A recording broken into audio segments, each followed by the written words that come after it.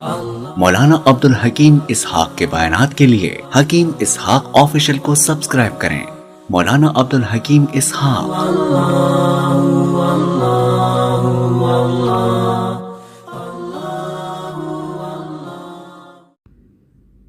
السلام علیکم ورحمۃ اللہ وبرکاتہ۔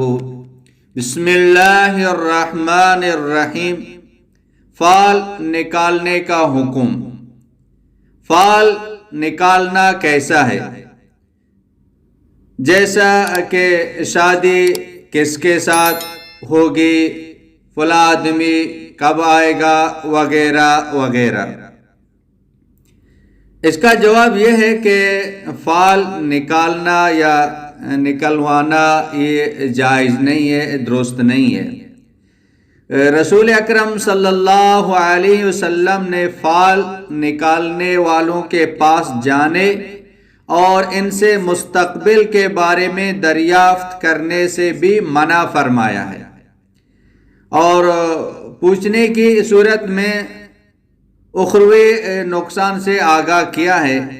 جیسا کہ ایک روایت میں ہے کہ جس نے فال نکالنے والے سے سوال کیا تو اس کی 40 راتوں تک نماز قبول نہیں کی جاتی ہے۔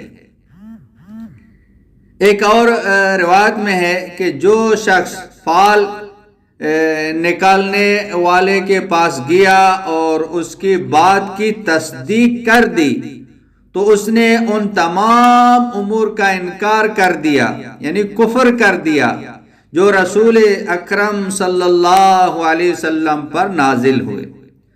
سنن ابی داؤد کی روایت میں ہے کہ وہ بری ہو گیا، وہ آزاد ہو گیا ان سب سے جو رسول اکرم صلی اللہ علیہ وسلم پر نازل ہوا ہے۔ لہذا